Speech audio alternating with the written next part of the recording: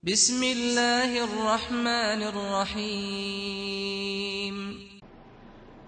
الحمد لله حمدا كثيرا طيبا مباركا فيه كما يحب ربنا ويرضى. أشهد أن لا إله إلا الله وحده لا شريك له، وأشهد أن محمدا عبده ورسوله الناصح الأمين. اللهم صل على نبينا محمد وعلى آله وصحبه أجمعين ومن تمسك بسنته إلى يوم الدين. ثم أما بعد.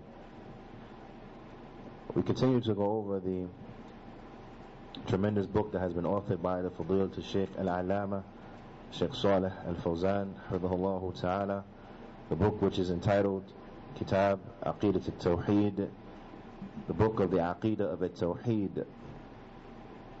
We're still on the third chapter, which is entitled في بيان الانحراف عن العقيدة وسبل التوقي منه, the explanation of going astray from the Aqeedah and the means by way in which one is protected from that, and the means by way in which one is protected from that. So the Shaykh Hafidhahullah Ta'ala, he mentions and he says, وَالْإِنْحِرَافِ عَنِ الْعَقِيدَةِ الصَّحِيحَةِ لَهُ أَسْبَابٌ تَجِبُ مَعْرِفَتَهَا. He said that going astray from the correct Aqeedah, going astray and straying from the correct Aqeedah, then it has causes, it has means of which we have to know about them. We have to know what are those roads that will lead one astray. We have to know so that we know what to stay away from. The Shaykh, he says, وَمِنْ أَهَمِّهَا, and from the most important of these ways. So we understand from this phrase that there are more ways that can lead a person astray, but these are just from the ways and from the means by way in which a person, he will go astray with regards to the correct Aqeedah, the correct belief. The Shaykh, he says, the first way, al-jahl bil-aqeedah al-sahiha, is to be ignorant of the correct Aqeedah. For an individual to be ignorant of the correct Aqeedah, then he will open himself up to go astray. The Shaykh, he says, بسبب الإعراض عن تعلمها وتعليمها, and this could be from the standpoint or due to the reason of them turning away from learning about it or from teaching it. If the people turned away from learning about the correct Aqeedah or teaching the correct Aqeedah, then no one would know what the correct Aqeedah is, and there will be massive amounts of ignorance with regards to the correct Aqeedah. And if one is ignorant about the Aqeedah, then they will subject themselves to going astray. This is why studying is very important. إِنَّمَا الْعِلْمُ بِالتَّعَلُّمِ, verily knowledge is attained through seeking it. Knowledge is attained through seeking it. And this is amazingly a concept that no one differs over, nor do we dispute with regards to it when it comes to secular knowledge. If a person wants to be a doctor, for example, in any one of the specialities of medicine, and he were to express that to any masses of people, their response will be that he needs to go to school to learn about it, because that's where you go to learn about this particular science. They would tell him, we need to go to school, he need to have good grades and get into a medicine program and find out which medical center in the country specializes in that particular field that you want to go into, and then apply for residency there so that you can learn from the top doctors, X, Y, and Z, this particular field of medicine, right? And they would say this as if it is a no given, like this is a given, like not a no given, excuse me, as if it is a no-brainer. They would say as if it is a no-brainer, as a given. If you want to learn medicine, you have to go to school. If someone were to say, well, I want to learn medicine, but, I think I'll just think about it and figure it out and do some experimentations on my own, everyone would frown upon that. They would say, you have to learn. If you want to attain this particular science, you have to learn. Tayyib. If this is as it relates to a worldly science like medicine, right? So now what about that which is greater than it? From the Aqeedah. Does a person think that he'll just learn the Aqeedah just because? No, you have to put forth effort. And if a person does not put forth effort in learning the proper Aqeedah, then he's going to be ignorant about it. Just like, us who are ignorant about medicine, from those of us who are ignorant about the science of medicine. Why? Because we didn't put forth any effort trying to learn about it. So therefore we don't know nothing about it. Right? Likewise, if there is no effort put forward to learn about the proper Aqeedah, then a person here will be ignorant about it. The difference between the two is because we can afford to be ignorant about medicine. We can afford to be ignorant about medicine. That's not a problem. Whereas the proper Aqeedah, an individual, he can't afford to be ignorant about the proper Aqeedah, because ignorance will open him up and subject him to going astray. Subject him to going astray. A person, he can go to Jannah without knowing anything about medicine. Right? Without knowing anything about the science of medicine. But he'll be able to attain and reach the Jannah, inshallah ta'ala, if he has the proper belief, and so on and so forth, right?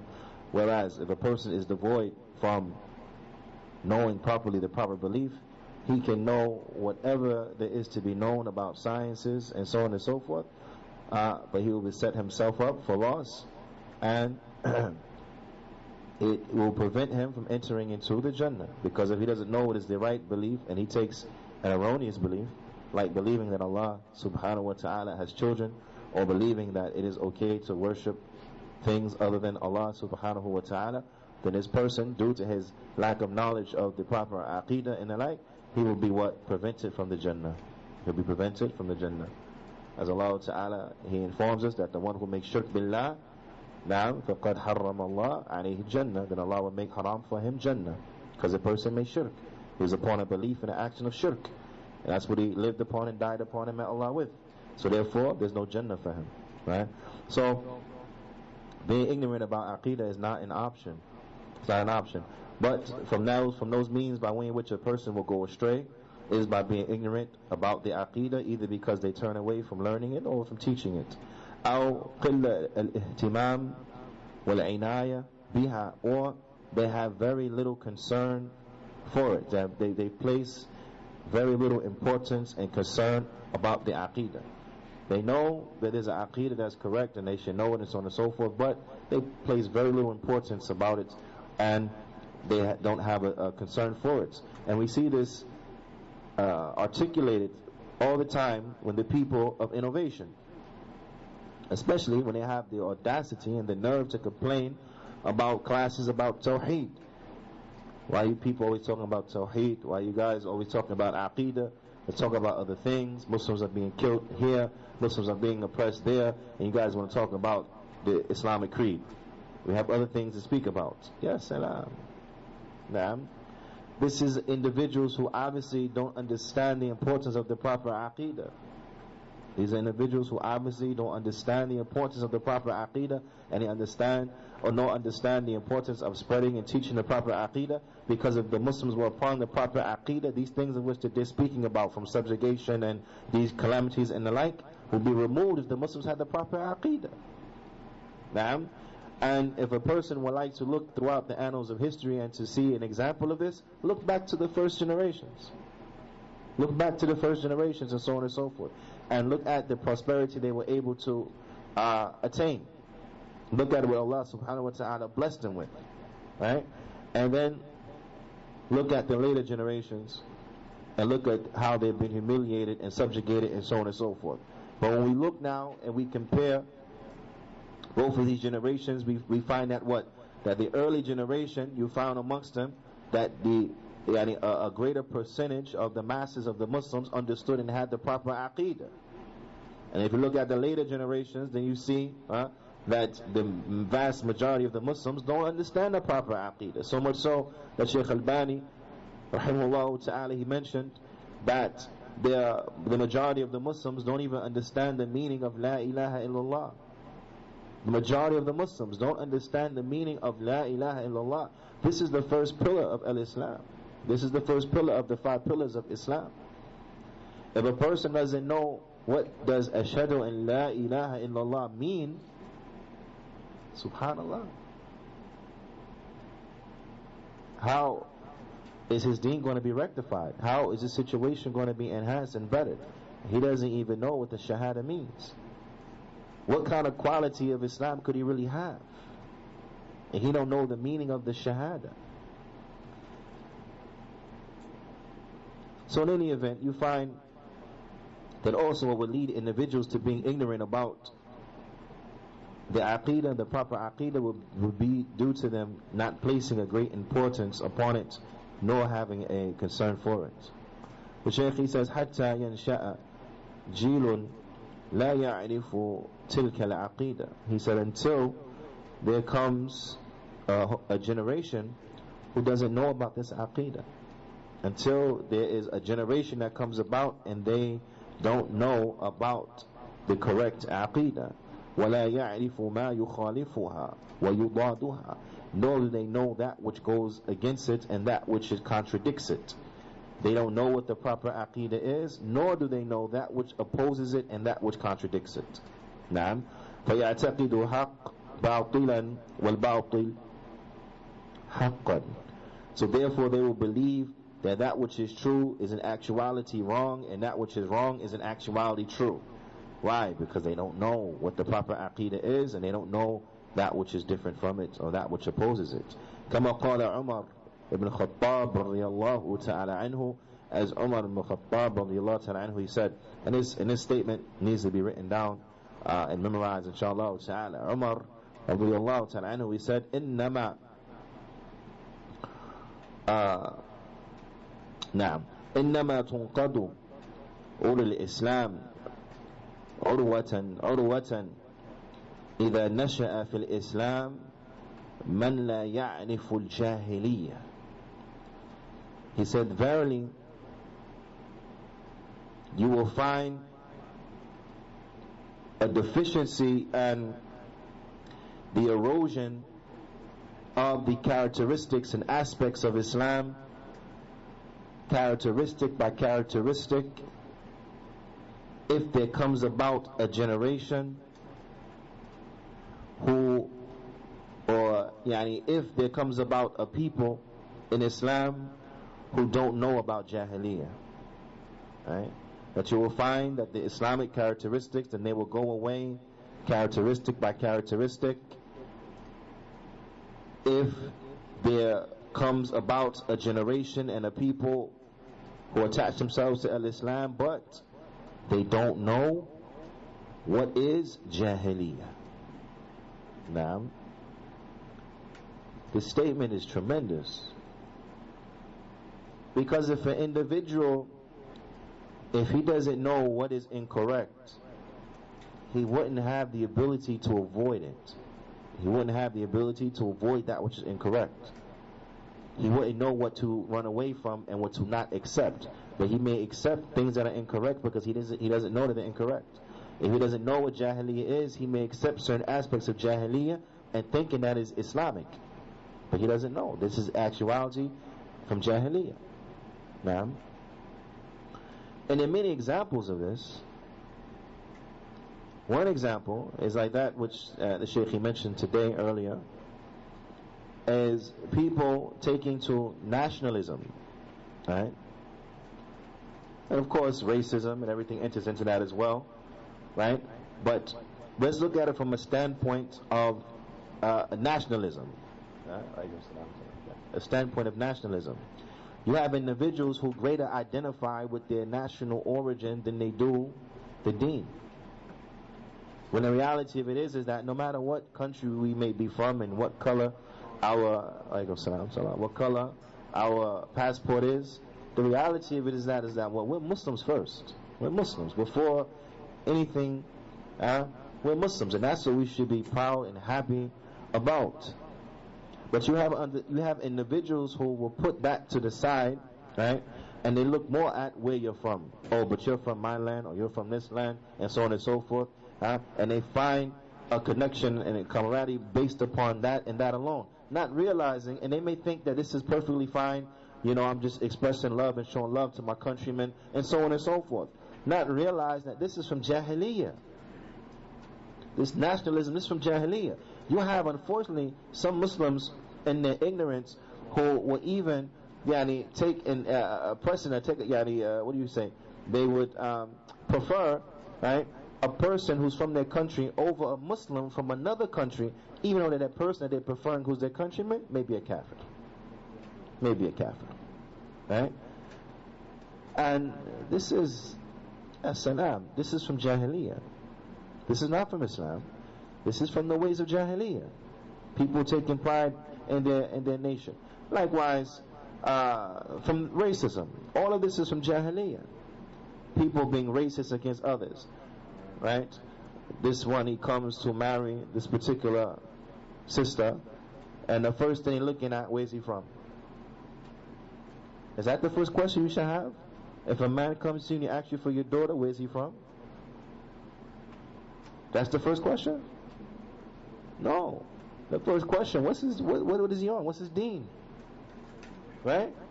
Because if the man comes and he got a cross around his neck, he's not even making through the door.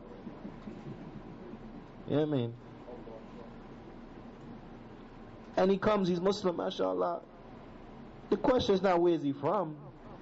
For the one who's upon the sunnah, what's the first question? He's Salafi? That's the first thing out the gate. Because Muslim, that's a given. The first thing to the mind, he's Salafi, he's upon the sunnah. It's the first thing. Not where is he from. Where is he from come up later, because nobody really care about that. Yeah, we benefit from the standpoint they may have some different foods they can benefit us with. So alhamdulillah, we benefit from that standpoint. And like this. But as far as where is he from, that's not a criterion on yes or no. It's not a criterion for yes or no. Who cares about that? How's his religion? How's his deen? That's what's important. Not where is he from. Who cares where is he from? What's his deen like? What's his religion? He's upon the sunnah, mashallah, he has good character, mashallah, what's his deen like? But you find that that's not necessarily a concern in a lot of cases. It becomes, where is he from? If he's from the right place, yes. He's from the wrong place, no. He could be a good brother, but he's not from the right place, so they say no. And then how many times do you find sisters married to bad brothers who may abuse them mentally, physically, verbally, people who don't even pray, and so on and so forth, and you saying to yourself, how in the world, why would you marry your daughter, why would you marry your sister to this individual, for what? Oh, he was from where I was from. You find this a lot. Why did you marry him to that? Well, he was an Arab, I was looking for an Arab. Why did you marry this one? He's West Indian, I was looking for West Indian. Yes, Salaam. What kind of foolishness is this? This is foolishness. No matter where they're from. Arabi, Ajami, black, white, yellow, red, who cares? If they're Salafi, have good religion, khalas, that's it. That's what should be the important. But see, the point is that you find this is something that is so rampant and widespread amongst the Muslims, and they don't even realize that it's actually something that's un-Islamic. It's actually something that is from Jahiliyyah. It's nothing that's from Islam, it's from Jahiliyyah. But they don't even realize it. They don't even realize it. It's become so widespread and so commonplace that it's stuff that is spoken about and bragged about inside of the Masjid, due to people not realizing that this is not from Islam, it's from Jahiliyyah. It's from Jahiliyyah. Now, ala kulli hal, we have to know what is Jahiliyyah so we stay away from it. Whereas if we don't know what Jahiliyyah is, then you'll find bit by bit, the Islamic characteristics will go away. I'll give you another example. There was an individual in Egypt one time, and this person, he was adamant. He argued me down. Because there was a store there, and they sold wedding dresses. And when I mean wedding dresses, I'm not saying something nice that the women they wear to the walima. I'm talking about a wedding dress, a Christian style wedding dress, white, puffy, to the end of it, a wedding dress with the veil and everything. Okay, and I expressed disgust at seeing this. That, astaghfirullah, what is this? And he told me, in all seriousness, he was not playing. He was dead serious. He said, "What's the problem? This is from our deen." I told him, "This is not from our deen. This is from the ways of the Christians. This is not from Islam." He said, No, it's okay. It's okay for the women to wear it. This is from our way. This is fine." And we had a back and forth about this because he didn't know. And so I had to express to him, I know better than you about this. I don't know a lot about a lot, but when it comes to certain aspects of kufr, I'm a sheikh. Because in Jahiliyyah, we know this stuff from then. So I was telling him with a surety, I'm telling you, this is not from Islam. This is from the Christians. There's a reason why it's that color, so on and so forth, to the end of it. But she didn't know nothing about that. But to make a long story short, that's to the extent it had reached that he didn't know. So if we have a generation that comes up and this is their mindset, they don't know what Jahiliyyah is, then for example, you'll have everybody getting married in a wedding dress thinking that that's from Islam. So you will find bit by bit the Islamic characteristics will go away. Right? And this is if a nation or if a generation comes up and they don't know about what is Jahiliyyah. And this is why it's of extreme importance that we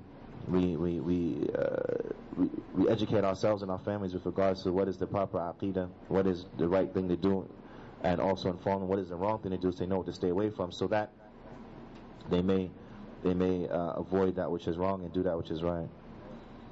The Shaykh, he says, secondly, from those things that lead people astray from the correct aqidah, it is التعصب لما عليه الآباء والأجداد. It is to have a staunchness in following that which the fathers and the forefathers were upon. The Shaykh, he says, وَتَمَسُّكْ بِهِ وَإِنْ كَانَ بَاطِلًا, and sticking to it even if it's false. وَتَرْكْ مَا خَالَفَهُ وَإِنْ كَانَ حَقًّا, and they leave alone that which opposes what their forefathers were upon, even if they're rejecting and leaving alone that which is in fact true. كما قال الله تعالى, as Allah Ta'ala, He says, وَإِذَا قِيلَ لَهُمْ اتَّبِعُوا مَا أَنزَلَ اللَّهُ قَالُوا بَلْ نَتَّبِعُ مَا أَلْفَيْنَا عَلَيْهِ آبَاءَنَا أَوَلَوْ كَانَ آبَاؤُهُمْ لَا يَعْقِلُونَ شَيْئًا وَلَا يَهْتَدُونَ. Allah Ta'ala says what means, and this can be found in Surah Al-Baqarah, in this verse 170. Allah Ta'ala says what means, and when it said to them, follow that which Allah has revealed, they say, no, rather we follow that which we found our forefathers upon. Allah Ta'ala, He says, أَوَلَوْ كَانَ أَبَاؤُهُمْ لَا يَعْقِلُونَ, even though their forefathers didn't have no intellect whatsoever, and nor were they guided, even though what their forefathers were upon was the epitome of what is wrong. And you find individuals like this. This is what their forefathers were on, this is what they're on. Regardless of whether or not what their forefathers upon was incorrect and so on and so forth, you find this is what they stick to adamantly, and this is from the means by way of which an individual will go astray. This is from the means by way of which an individual will go astray. Of course, if you look at it at its most extreme end, right? For example, those who their forefathers were kuffar, now the truth of Islam comes to them, they say, no, we're going to stick to what our forefathers were upon. Then they will be upon an aqeedah that's incorrect. Why? Because they blindly following the forefathers, right? And so on and so forth. Likewise, you find individuals who maybe their forefathers, they were Sufi and so on and so forth, so they want to stick to tasawwuf because that was the family is upon. Even though the proofs and evidence have come to them showing how tasawwuf is something that has been innovated in the deen of al-Islam, this is what they want to stick to because this is what their tribe is, this is what the family is, this is what everyone from my village is, so on and so forth, so this is what they stick to. And this is not correct. But you find many people upon an erroneous aqeedah because of this. Because of the forefathers. Because of the forefathers. This person tablighi because the family's tablighi. Yeah? And this type of following of the forefathers, and this is something that is blameworthy, bila shak wa bila raib. Thirdly, التقليد الأعمى بأخذ الأقوال الناس في العقيدة. Thirdly is blind following. The blind following by accepting the statements of the people with regards to Aqeedah. Somebody says something about Aqeedah, a person just believes it. Something that is a common belief. So you find many common misbeliefs out there, and the reason that they become common misbeliefs is because people just blind follow them. They hear people say stuff, and then they just start to taking it. And the Shaykh says, مِنْ غَيْرِ الْمَعْرِفَةِ دَلِيلُهَا. And this is without knowing the proofs and evidences for it. This is without them knowing the proofs and the evidence for this dalil. مِنْ غَيْرِ مَعْرِفَةِ دَلِيلِهَا. They don't know the dalil. They just take what people say. Nor do they know ma'rifat madiyyu sihhatiha, nor do they know the range and the scope of its authenticity. They're just taking what the people say. They're just taking what the people say. A common misbelief that circulates amongst the people is the misbelief that Allah is everywhere. This is a misbelief, right? But when you speak to some of the common Muslims and you ask them, Ain Allah? And they say, Fi kulli makan. And you say, La, this is not correct. Allah Ta'ala, He's above the creation. As He says, Ar-Rahman al-Arsh istawa, that the most beneficent, He's above His throne. And then when you go to explain to them the implications of what this statement entails, in most cases, you see a response that's indicative of a person who really doesn't know and who really never thought about it. You understand? Because when you say to them, if you say Allah is everywhere, do you understand that everywhere means everywhere? Do you really understand what you're saying? What about the garbage can? What about the garbage dump? What about inside of the pig? What about these places? No, Allah's not there. They'll be quick to know Allah's not there. Yes, but that's not what you just said. That's not what you initially said. Initially you said everywhere. And everywhere means everywhere. So is that what you really meant? No, it's not what I meant. Hashadillah. No. Allah forbid. And then you can see that they never thought about it before. They just repeating what they heard. They're just repeating what they heard. They never placed any thought into it. They just blind follow what they heard.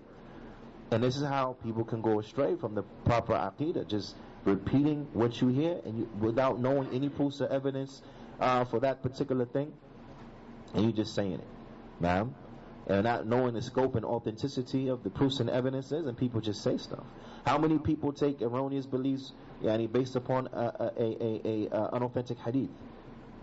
They just heard somebody say something, heard there was a mention of, maybe there was a proof in text somewhere out there, some, but they never heard it, right? And they take that belief. But then when you investigate, it comes to find out that this hadith in which they placed their belief upon and built their belief upon is not just da'if, but it's mawdu', it's fabricated. Not just as weak chain, but it's fabricated. Someone just totally made it up, and they based their whole belief on that, something that's fabricated. So this is what the Shaykh is alluding to, that they don't know the proofs, nor do they know the scope nor range of the authenticity of such. The Shaykh says, كَمَا هُوَ الْوَاقِعُ, just like that which is seen and witnessed, and that which is happening من فرق المخالفة من الجهمية والمعتزلة والأشاعرة والصوفية وغيرهم. Just like that which is taking place right now and has already transpired and happening, and it is happening with the stray groups like the Jahmiyyah and the Mu'tazila and the Sha'ira and the Sufiya and other than it. You find this is what they are upon. They're upon misguidance. And when you speak to the common folk who have been led astray, who are from these particular groups, you will find that much of what they're upon is just from blind following. Much of what they're upon is just from blind following. Now, the Shaykh says, يعني حيث قلدوا من قبلهم من أئمة الضلال. He said, and this is because they just blindly followed those astray imams before them. They blindly follow those astray heads and imams before them. فضلوا وانحرفوا عن الاعتقاد الصحيح. So therefore you found that they have went astray and they have are misguided from the correct aqeedah, from the correct belief. Now, fourthly, the Shaykh he mentions, he says, al-ghulu fil awliya wa salihin, and that is that individuals, they have an exaggerated opinion about the awliya, and the righteous people. They have an exaggerated opinion about the awliya and the righteous people. وَرَفَعَهُمْ فَوْقَ مَنْزِلَتِهِمْ, and they raise them above their level. They have an exaggerated opinion about them, and they raise them beyond their level, beyond their scope. بحيث يعتقد فيهم ما لا يقدر عليه إلا الله من جلب النفع ودفع الضرر. نعم. واتخاذهم وسائط بين الله وبين خلقه في القضاء الحوائج وإجابة الدعاء. The Shaykh, he says, you find that they go astray and they raise them above their levels to the point where they believe about them that they have the ability to do that which only Allah has the ability to do, from the giving of beneficial things, from the repelling of evil. For example, for the giving of beneficial things, for example, if a person if a person is trying to have children, a person is trying to have children, these individuals, they have such a twisted belief that they believe that they're awliya and these righteous people, right? And when we say that awliya and righteous people, we mean dead or alive. Dead or alive. They'll go to a grave of one who has passed away some centuries ago, and they'll ask that person inside the grave to give them children. And obviously, this is something only Allah subhanahu wa ta'ala has the ability to do. The person's dead inside the grave doesn't have the ability to even hand you a glass of water, let alone, right, give you a child. Doesn't have that ability. Allah blesses with children those whom He chooses to bless with children. This person doesn't have the ability to do that, but they believe this. When it comes to the repelling of evil, for example, like if a person, he is sick and so on and so forth, they will go to their awliya, these mashaykh of theirs, so on and so forth, and ask them to be cured, and ask them to be cured, right? And we know this is some shirk, but you know, it's like when we reflect upon the soothsayers and the shaman and the medicine man and these kuffar, a lot of times we have no problems recognizing, identifying that this is shirk, this is kufr, right? A man, you know, he's sick and stuff like that, and somebody say bring him to priest so and so, he gonna put hands on him. Right? And this is what the kuffar, they refer to, you know, thinking that this man gonna cure someone, right? And we understand clearly this is shirk. This is not accurate, right? Or pray to Saint so and so, and like the Catholics, for example, pray to Saint so and so if you're sick. And we understand this is shirk. So I don't understand why is it a disconnection when it comes to people who also, Muslims. Why would anyone think you can go to Sheikh so and so and he can cure you? What's the difference? What's the difference? Right? Especially in a sense where we're talking about people who have died. What's the difference? The Catholic goes to the grave of his patron saint and he asks for to be cured. This one goes to the grave. The Sufi goes to the grave of his Sufi sheikh and he asks to be cured. What is the difference? I'm asking you, is there a difference here? No. There's absolutely no difference. So if we don't frown upon the Catholic, then we have to frown upon the Sufi. It's the same thing. They're doing the same thing. It's the same shirk. But ala kullin, you have individuals who have gone to the extreme with regards to the awliya and the righteous people that they believe that they can actually cure them and repel from them evil and so on and so and harm and so on and so forth. And the Shaykh says to the point where they have taken them as intermediaries between them and between Allah,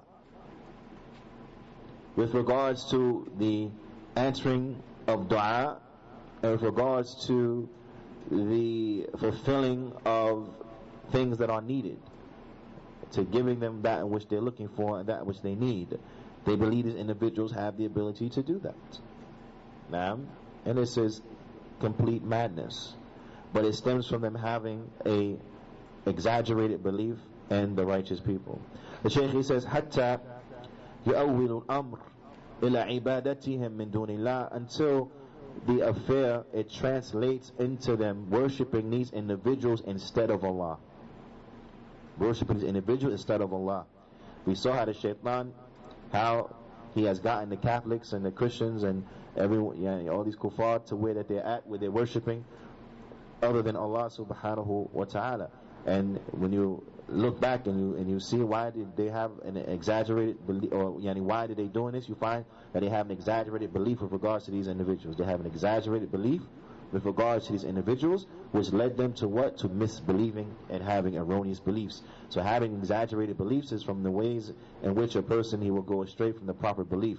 The Shaykh, he says, it has gone to the point where that they worship these ones instead of Allah, وَالتَّقَرُّبْ إِلَىٰ أَضْرِحَتِهِمْ بالذبح أو بالذبائح والنظر والدعاء والاستغاثة والطلب المدد، كما حصل من قوم نوح في حق الصالحين حين قالوا لا تذرن آليتكم ولا تذرن ودا ولا سواع ولا يغوث ويعوق ونسرا.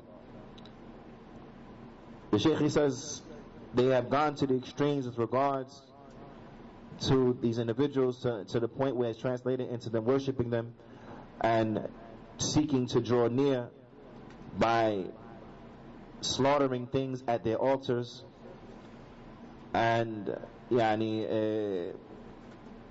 making promises to do certain things at their altars. Now, what adriha is like an edifice or something that is set up over the grave of a person, so we call it like a shrine or something like this, right? They go there and they'll slaughter things there, and they would make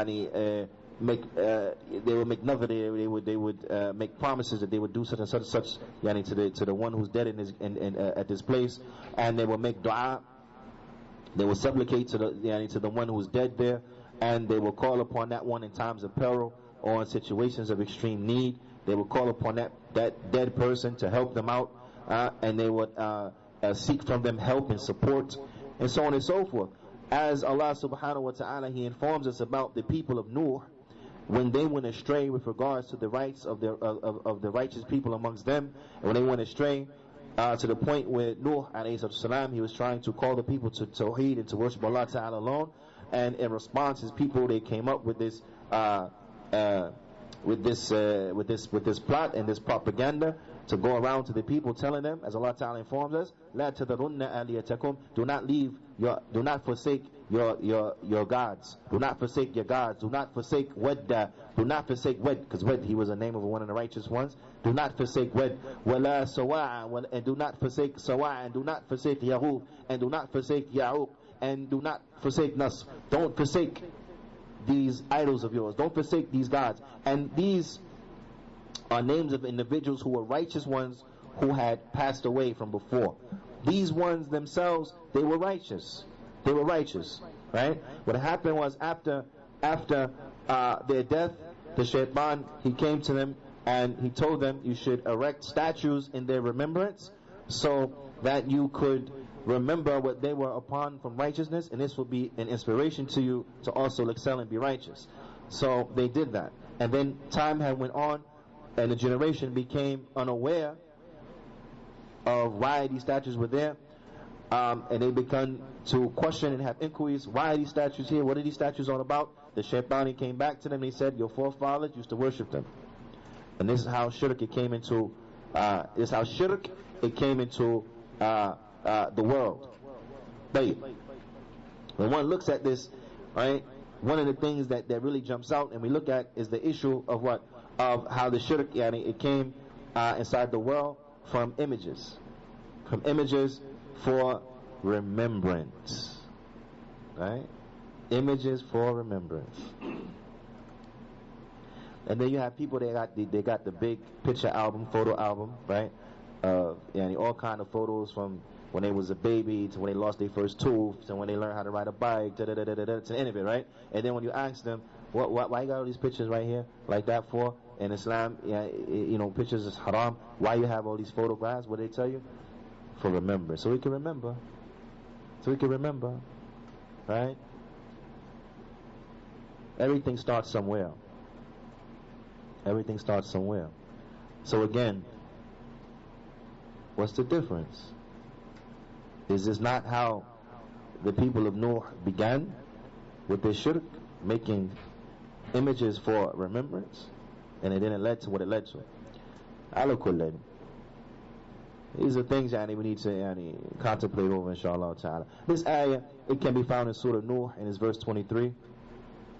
Ala kullin, you found because they went to extremes with regards to their righteous ones, this is what led them to make shirk. This is what led them to have improper beliefs, because they went to the extreme with regards to these individuals. So therefore we should be careful. In regards to pictures and suwar, then we should avoid these things. Whether it's a profile picture in Twitter and Facebook, LinkedIn, whatever. So get rid of it. Alright? وكما هو الحاصل من عباد القبور, the Shaykh, he says, just like now what has taken place from the worshippers of graves, from the grave worshippers, al-yawm, just like what's happening right now with the grave worshippers today. The Shaykh, he says, في كثير الأمصار, in many different lands, in many different towns and provinces, you find that they have a common thing amongst them, and that is that they have an exaggerated belief of the righteous people and these ones who are dead inside of these graves, because of the exaggerated beliefs with regards to them. This is what has led them away from the proper Aqeedah. The Shaykh, he says, fifthly, what leads the people away from the proper Aqeedah, he says, الغفلة عن تدبر آيات الله الكونية وآيات الله القرآنية. He says, is being negligent in contemplating over the universal signs of Allah subhanahu wa ta'ala, and from the ayat of the Qur'an. That a person, he doesn't contemplate over the ayat of the Qur'an, nor does he contemplate over the universal signs of Allah subhanahu wa ta'ala. For example, meaning the universal signs, like if a person, he were to see the beauty and the radiance of, for example, the sunset or the sunrise, right? How the light is reflective off of the water, and all these beautiful colors come in the clouds, and so on and so forth, right? And the crispness and of the air, and to the end of it, right? The person who doesn't reflect over these things, then you will find it'll open him up for loss. Whereas the person who reflects over these things will actually help to reinforce Tawheed. When he sees that sun as beautiful, as is coming over the water, the lake or the beach, whatever, he realizes only Allah can do that. So that would reinforce within him, La ilaha illallah. When he sees the beautiful colors that are coming off of the clouds and so on and so forth, he realizes only Allah subhanahu wa ta'ala can do that. And that will reinforce La ilaha illallah. Whereas if he doesn't contemplate upon that, then there is no reinforcement for him in that instance for Tawheed, which may open him up and subject him to falling into the opposite of it. Likewise, those who don't reflect over the ayat of Allah subhanahu wa ta'ala. The Sufis, and these grave worshippers, right? They recite Surah Fatiha. They recite Surah Fatiha in every rak'ah of their prayer, right? I mean, those Sufis who still praying, right?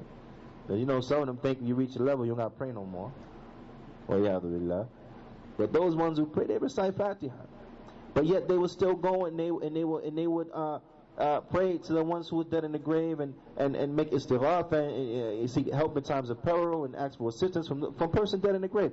But in Surah Fatiha, do we not find إِيَّاكَ نَعْبُدُ وَإِيَّاكَ نَسْتَعِينُ? It is you alone that we worship and you alone that we ask for help and assistance. This is Surah Fatiha. But yet their actions are going contrary to it. Why? Because they're not contemplating over it. They're not contemplating over it. They're not reflecting over it. Because if one reflects over the meaning of this ayah, then what? Then he's not going to worship anything except Allah subhanahu wa ta'ala. So those Muslims who are worshipping those who are in the grave and so on and so forth, is because what? They're not reflective over the Qur'an. No, they're reflective over the universal signs of Allah subhanahu wa ta'ala. The Shaykh, he says, they don't reflect over the Qur'an, they don't reflect over the universal signs of Allah subhanahu wa ta'ala. He says, وَالْبِهَارِ بِالْمُعْطِيَاتِ الْحَاضِرَةِ الْمَادِيَّةِ.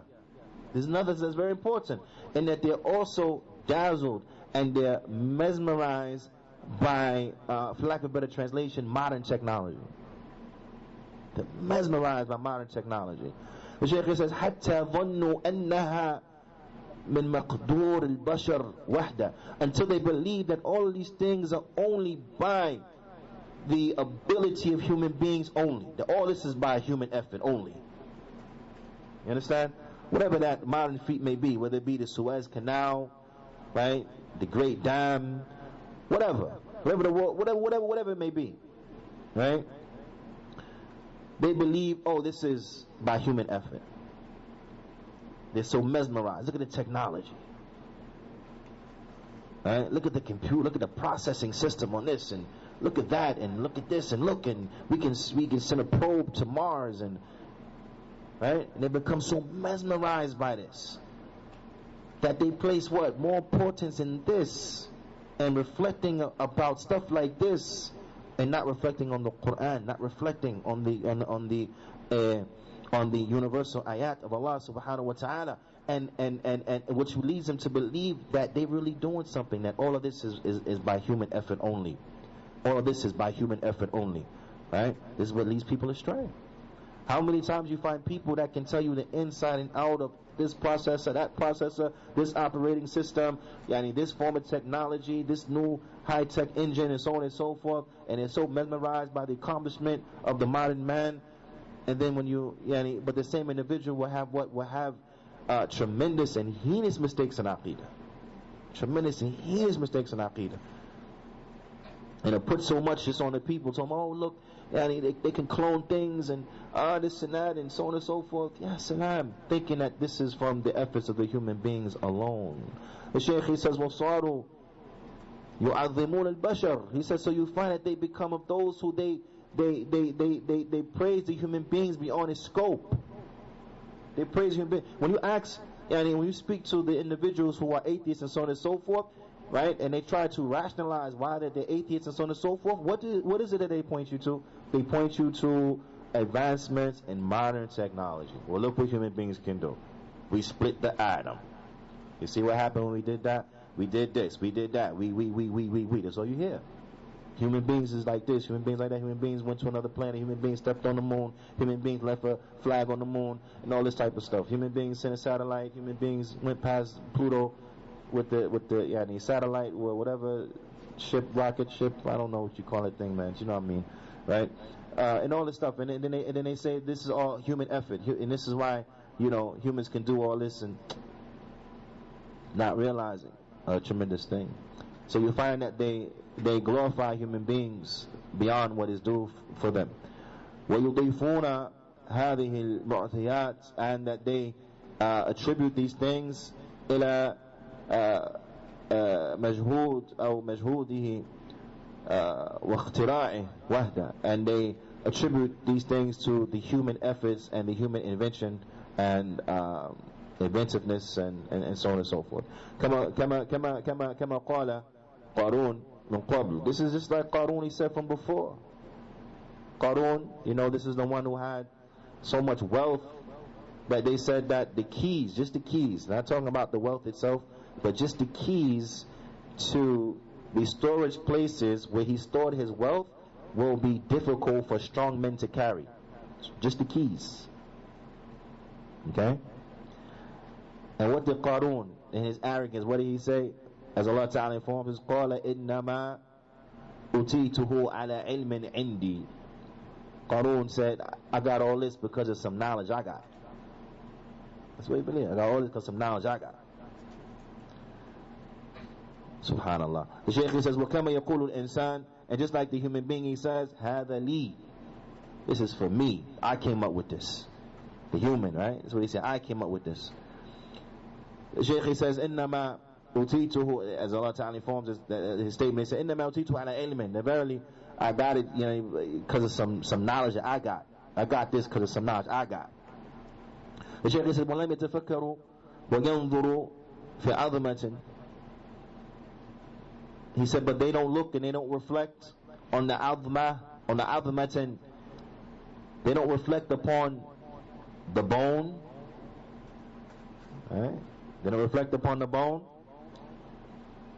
من أوجد هذه كائنات. Who was the one who brought these bones and all of these stuff into existence? Who was the one? Right? You're talking about what you was able to do by manipulating your hand to move in a certain way to build a certain thing without reflecting. Who made the bone?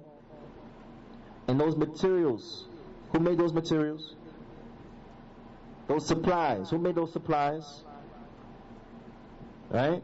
And so on and so forth. The Shaykh, he says, وَأَوْدَعُهَا هَذِهِ الْخَصَائِصِ الْبَاهِرَةِ. And who gave to these things that you're using and to your body and so on and so forth, these brilliant, specific functionalities. Who made your hand the way it can function, the way it can function? Because if you look throughout, not all of the creatures on earth, their hands function like our hands, right? And our hands don't function like some of their hands. But the one who has given each hand its distinction of functionality and so on and so forth, who did that? They don't reflect upon that. Who did that? They don't reflect upon that. Right? The Shaykh, he says, وَأَوْجَلَ الْبَشَرِ. Or who's the one who created human beings to begin with? Who was the one who created human beings to begin with? وَأَعْطَاهُ الْمَقْدِرَةِ على استخراج هذه الخصائص. And who is it, the one who gave the human beings the ability to extract these particular functionalities, وانتفاع بها, and to benefit from it? Who was the one who allowed human beings to benefit from these things? Who was the one who gave to these things in which you benefit from the properties that they had that we benefit from? Do you understand? It's Allah subhanahu wa ta'ala. The reality of it is that these things that the human beings have done, this knowledge that the human beings, they have, all of it has been given to us by Allah. All of it. All of it has been given to us by Allah. Naam. There is nothing that we know except Allah has allowed us to know it. You understand that? There's nothing that we know, nothing that we have knowledge of except that Allah subhanahu wa ta'ala allows us to have knowledge of it.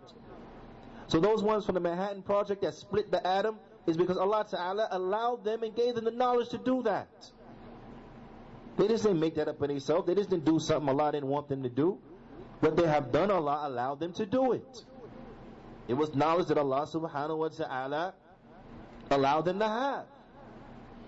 Do we not find in the Qur'an mention Allah Ta'ala, He mentions about what? About these small particles, atoms?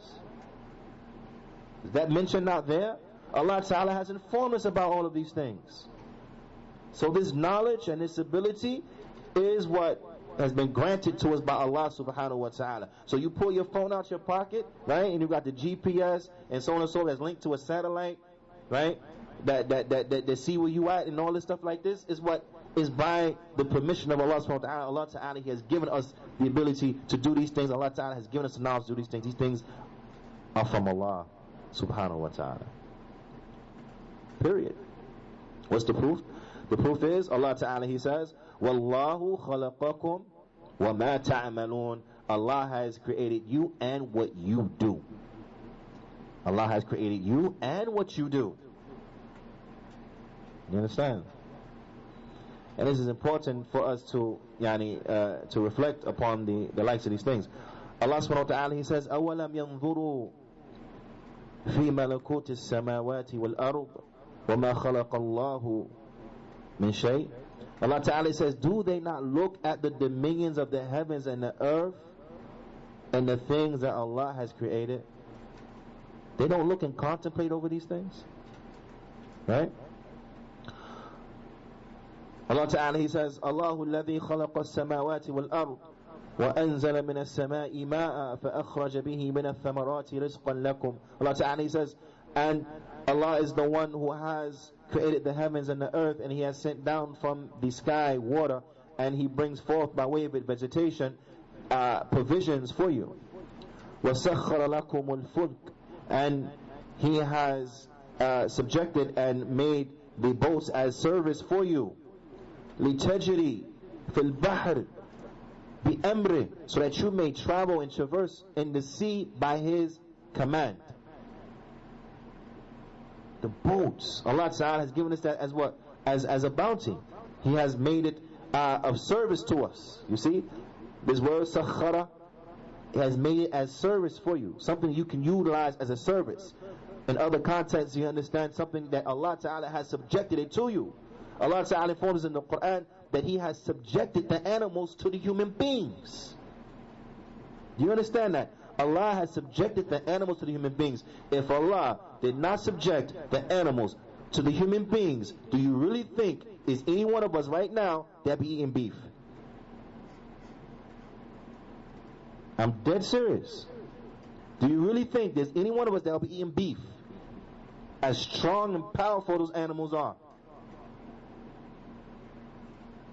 But we are able to raise them, slaughter them, bring them out to pasture, bring them back, so on and so forth. Why? Because Allah has subjected them to human beings. In Egypt, they will have little shepherd girls. Little shepherd girls. 12-year-old little girl, 10-year-old little girl, and she will bring out the jamus. A jamus is an African water buffalo. It's bigger than a cow. It's a massive animal. A massive animal. You understand? And you will find little kids bringing out a flock of jamus to the pasture. No ropes. Not they all chained to each other, ropes, no whips, whipping them, nothing like that. But just leading them out to the pasture, and they follow her out, and then leading them back at the end of the day, and they go back into the stables. That's because what? Allah has subjected the animals to us. He has subjected them to us. If that wasn't the case, that wouldn't be the case. But human beings don't reflect over these bounties that Allah subhanahu wa ta'ala has provided them with. All of it is from Allah. Every bounty is from Allah. Every bounty is from Allah Jalla wa ala. So Allah Ta'ala informs us that He has subjected the boats to us. The whole issue of a boat, when you look at a boat, you look at an aircraft carrier, right? When you just look at it upon first glance, the first thing comes to your mind, how it's not sinking. As heavy as this thing is, as much metal is put on there, how it's not sinking. Allah Ta'ala has subjected and made the boats of service to us, so as a benefit for human beings that may benefit from. But human beings don't reflect over the likes of these things. Allah Ta'ala, He goes on and He says, وَسَخَّرَ لَكُمُ الْأَنْهَارِ, and that He has made a service for you the rivers. A person puts a dam, he redirects the river and so on and so forth, and they want to come and talk about technology with such great engineers and so on and so forth. No, it's because Allah Ta'ala has subjected those waters to you, made them a service to you.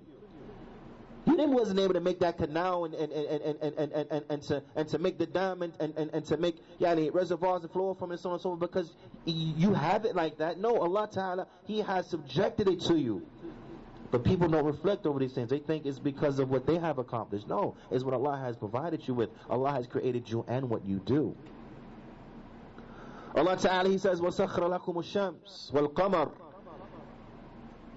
دَائِبَيْنِ, and Allah Ta'ala, He has made of service for you the sun and the moon, both of which who run their course. Allah has made it a service for us. The sun is just far enough away that it provides heat without burning us up.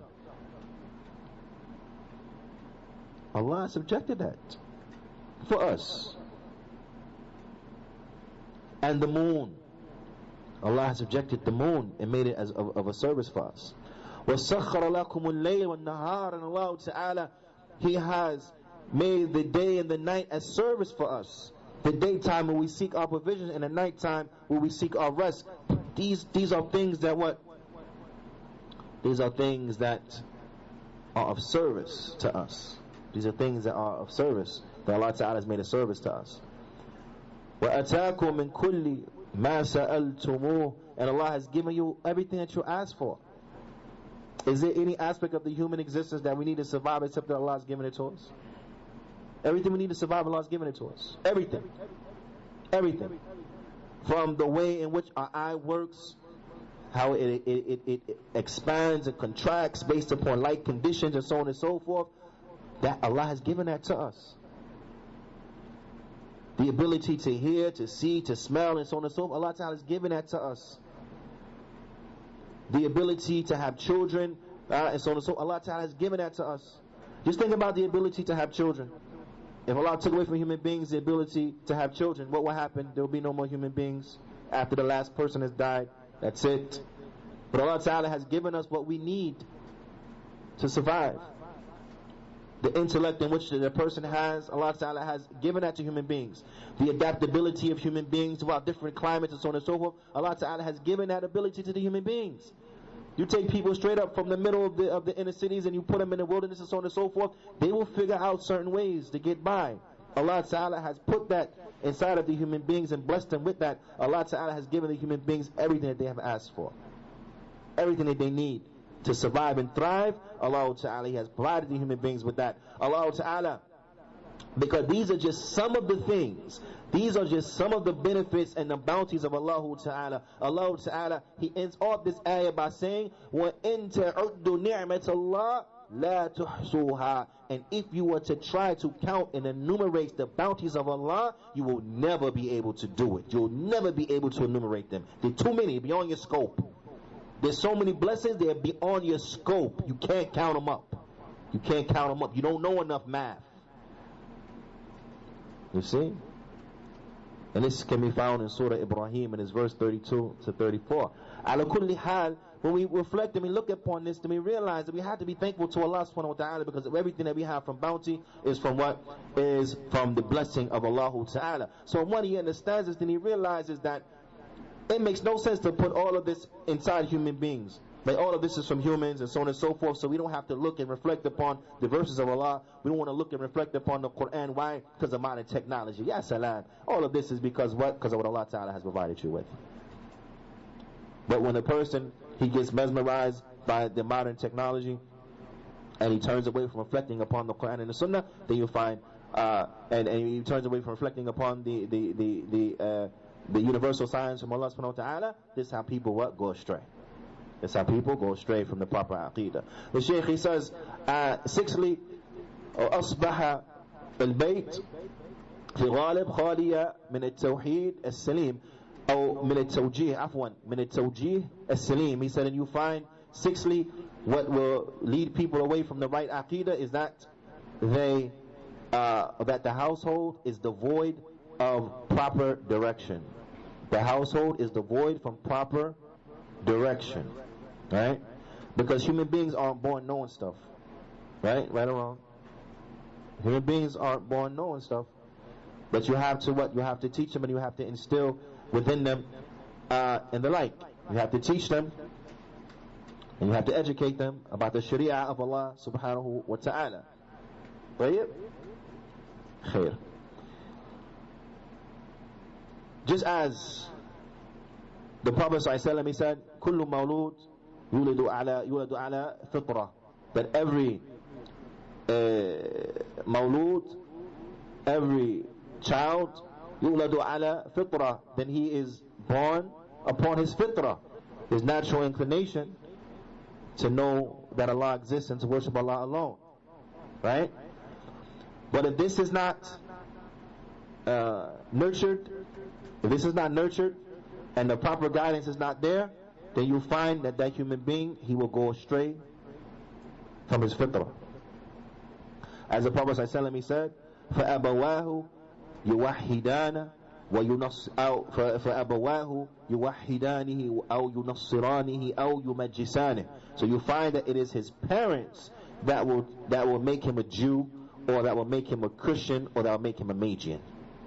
Because of the parents not teaching them wrong, or from the parents not teaching them correctly, then you'll find that the child, he will go astray from the proper aqidah. The Shaykh, he says, فَأَبَوَانْ لَهُمَا دُورُ كَبِيرٌ فِي التَّقْوِيمِ اتِّجَاهِ الطِّفْلِ. He said, so you find that the parents, they have a extremely important and tremendous role with regards to instilling and establishing and fortifying the guidance or direction of the baby. And seventhly and lastly, as the Shaykh, he mentions here, وإحجام وسائل التعليم إحجام وسائل التعليم والإعلام في الغالب العالم الإسلامي عن أداء مهمتها أو مهمتهما. He said, and you find from that which has led the people astray. And he closed that the hole right there. No. What has led the people astray from the proper aqidah, he said, is the refrainment and avoiding of the various means of education and from the media or publicly making things known in general inside of the Islamic world, not placing an importance upon teaching the proper aqidah. The Shaykh, he says, فَقَدْ أَصْبَحَتْ مَنَاهِجُ التَّعْلِيمِ فِي الْغَالِبِ لَا تُوَلَّى جَانِبِ الدِّينِ اهْتِمَامًا كَبِيرًا. He said, you will find that a lot of the programs, or a lot of the educational programs in general, the Shaykh, he says, then they do not occupy or spend a lot of time on placing a great importance upon the proper aqidah. The Shaykh, he says, وَلَا تَهْتَمُّ بِهِ أَصْلًا, or they don't care about it to begin with. So a lot of the quote-unquote educational programs and stuff like this, they don't even care about Islam, period. But they want to talk about other things, right? And the Shaykh, he says, وَأَصْبَحَتْ وَسَائِلُ الْإِعْلَامِ. So you'll find that the modern media, whether that be al-mar'iyya, whether that be broadcast and like television type media, or masmu'a, or whether that be radio stations and podcasts and whatever, or internet radio or whatever, right? The Shaykh, he says, wal-maqru'a, and also the written form of media. So the written form of media, be it newspapers or magazines or what have you. In general, the local media. So all forms of local media, you find they don't place a lot of concern or any concern about the proper aqidah. The Shaykh, he says, وَفِي الْغَالِبِ الْأَدَاءُ تَضْمِيرُ وَالْحِرَافِ. He said, but you find most of the times what they do is that they actually aid in corrupting and destroying people's aqidah. A lot of times, the modern media and the shows and programs in which they schedule, they actually go to hurting a person's aqidah. And you find this. If you find any person, right, who takes all of their religion from the television, satellite shows, and so on and so forth, you'll find many aqidah mistakes. This is like anybody who want to learn about Islam, right? As we know, witness here. Anybody want to learn about Islam by following and listening to all of the quote-unquote Islamic experts that come on and guest on CNN and Fox News and so on and so forth. You go listen to them fools if you want to. They ain't gonna know nothing about Islam. That's the reality. So you find that this modern technology, it has aided to actually the destruction and leading people astray. The Shaykh, he says, or you find ta'na bi ashya'i madiyya, He said, or you will find that they're only concerned, like the Islamic, or that these media programs, they're not concerned with Islam at all, but rather they're only concerned with worldly things. They're only concerned with worldly things, be they things that are technology based, or tarfihiyya, or things that are medically based, and so on and so forth. That's the only thing they want to worry about with programming. When they go to and they go come up with the program and what shows they're going to show and so on and so forth, nothing to do with Islam. Only, okay, if it's medical, technology, some worldly thing, fine. Something Islamic, no, we don't want that. Right? You're fine. So this aids in what? In the destruction of the people's aqidah. The Shaykh, he says, وَلَا تَتَمُّ بِمَا يُقَوِّمُ الْأَخْلَاقِ. Nor do they place an importance, nor do they place an importance upon that which will strengthen a person's character, which will strengthen his manners. They don't do that. But as we know, it's the opposite. The opposite. Right? The sitcoms and the shows and all these things, they do what? They actually destroy people's aqidah. They destroy people's aqidah, and they destroy people's akhlaq. They destroy people's akhlaq. So you find that they destroy their character. So now the men and the women are not shy. They think intermingling with each other is okay. They think having boyfriends and girlfriends is fine. They think listening to music is okay. They think going out to the club and the party is fine. They think sitting around smoking shisha is okay, and so on and so forth. Why? Because that's what they see in the sitcoms and in the shows. Right? And of course, we're speaking about the ones that come on in the lands of the Muslims. Talking about like what happened on Disney and Nickelodeon and all these other places. And I'm saying Disney Nickelodeon is worse enough. We ain't gonna talk about the other cable channels. Ya Salaam. Anyway, the Shaykh, he goes on and he says, وَيَزْرَعُ الْعَقِيدَ الصَّحِيحَ. Nor do they have a concern with that. Let's go back to the head of the sentence. The Shaykh, he says, they don't have a concern with that which will strengthen and fortify the proper akhlaq, the proper Islamic behavior, nor that which will instill the correct aqidah. The Shaykh, he says, وَيُقَاوِمُ التَّيَارَاتِ الْمُنْحَرِفَةِ. But rather you find that they push the astray and misguided agendas. حَتَّى يَنْشَأَ جِيلٌ أعزل أمام الجيش الإلحاد لا يدان له بمقاوماتها. He said, until the situation is of such, until a generation comes up, a generation is produced of people who are armless.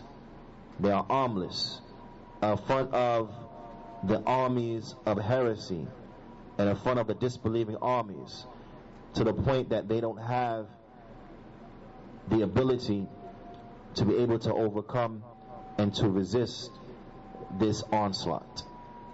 And this is all because of what? Because of the dangers of the media and the media culture, and because they don't place an emphasis on Islam and the proper aqidah, but rather they place emphasis on what is the opposite of al-Islam, and they place an emphasis on what is the opposite of the proper aqidah. So this is also from the ways in which lead people astray from the proper aqidah. And then the Shaykh, Habibullah Ta'ala,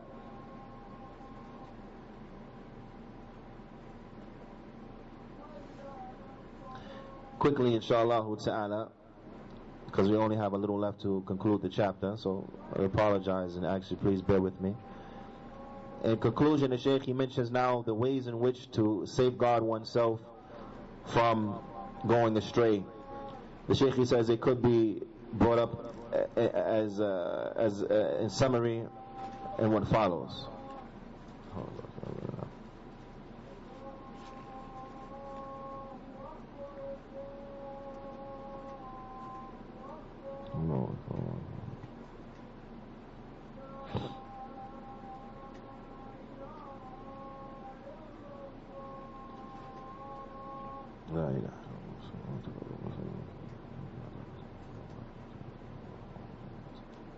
Now the Shaykh, he mentions, and there are 4 points. The Shaykh, he mentions, he says, firstly, And like I said, we'll try to go through them briefly because we know the time.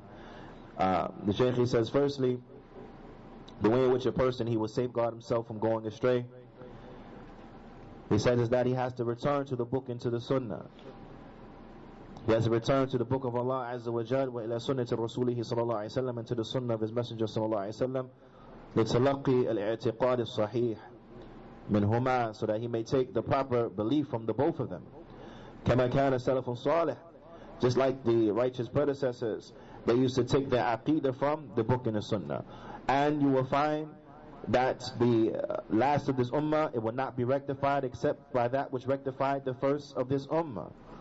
And the Shaykh, he says, and we also have to look and to investigate to see what are the erroneous beliefs of those groups that have gone astray. We have to know what are the doubts so that we be able to refute them and warn against them. The Shaykh, he says, لِأَنَّ مَنْ لَا يَعْرِفُ الشَّرْ يُشَكُ أَنْ يَقَعْ فِيهِ, because the one who doesn't know evil, then he will fall into it. The one who does not know evil, he will fall into it. So we have to know and take our aqeedah from the book and the sunnah, so we know what to do and learn about those things that are contrary to it, so that we know what to stay away from, and we know how to refute and warn from the misguidance. Secondly, the Shaykh, he says, al-inaya bitadris al-aqeedah sahiha. He said it have to have a concern to teach the proper aqeedah, aqeedah to Salaf al-Salih, the aqeedah of the Salaf al-Salih, not the aqeedah Sufiyya or the aqeedah Maturidiyya or ma shbaha dhalika, but the aqeedah Salafiyya. The Shaykh, he says, في مختلف المراحل الدراسية. Now this is a very important point. The Shaykh, he says, we have to have a concern of teaching the proper aqeedah, the aqeedah of the Salaf al-Salih, at the various educational levels. At the various educational levels. Right? And every level of education. Preschool, Head Start, whatever starts. Even at that level, teaching the children, having Islamic studies for the children. All the way to elementary school, all the way to middle school, all the way to high school, all the way to college, and all the way to the post-grad and master program and doctorate program, and that Islamic studies at every level. Shaykh said this is a must. We have to have a concern to do that, and we have to give classes that are sufficient. Kafiyah. We have to give classes that are sufficient to teach what? The minhaj, to teach the proper minhaj and the proper aqeedah. And the Shaykh, he says, and we have to have a concern that we do this in a most detailed and efficient educational fashion, and that we provide tests so that we may test and see if the children and the pupils are understanding at every level. This is important. And this is from the ways in which we'll safeguard the aqeedah of the people. Now, and you find it, subhanAllah, like if you met a person from Saudiya, right, and so on, because in the educational system, in like public school, you'll find in their textbooks for Islamic studies excerpts from the books of Shaykh al-Islam Muhammad Abdul Wahab. Or you may find, as part of their school curriculum, they may actually be studying a whole book from the Shaykh. A whole book. You're talking about this in public school. This ain't private school. It's in public school. Everybody learns this. Everybody. Right? But what you find is that you find a general masses of the people who the affairs of Tawheed and Shirk are very clear to the general masses. Of course, you got the exceptions or whatever, but the general masses of the people, they know about Tawheed, they know about what Shirk is. The general masses. Why? A lot of that stems from what? From the educational system. Thirdly, the Shaykh, he says, is that we have to reinforce the studying of the books of Salafiyya, the pure books of Salafiyya. That we have to continuously and reinforce the studying of the pure Salafi books. The Shaykh, he says, and we have to stay away from yabta'id. We have to stay away from the books of the astray groups. The Shaykh, he says, like the Sufiyya, والمبتدعة, like the Sufiya and the innovators, والجهمية and the Jahmiya, والمعتزلة والأشاعرة والماتريدية وغيرهم. We have to stay away from the books of these groups and other than these groups from the people of innovation. Naam. The Shaykh, he says, except for the one who takes to them so that he know what they are upon, so that he may refute them and refute their error, and that he may warn from them. But of course we understand this is for what? This is for the alim. This is for the alim, the one who will delve into these type of books so they can refute them, right? It's for the alim, it's for the scholar. It's not for the everyday man, it's for the scholar. But as far as the everyday man, then we will learn from the books and from the classes, from the mashayikh, those aspects about these stray groups that are needed for us to know, so we know to stay away from them. But as far as going into their books and seeing it for ourselves, no. That's for the ulama. That's for the ulama. Nah. And lastly, the Shaykh, he mentions, he says, and establishing وقيام يعني الدعاء, and that there has to be callers, there has to be Islamic callers who rectify and who reinforce to the people the Aqeedah of the Salaf, the Aqeedah of the Salaf al-Salih, and also those callers who warn the people from misguidances and who warn the people from those things that are astray.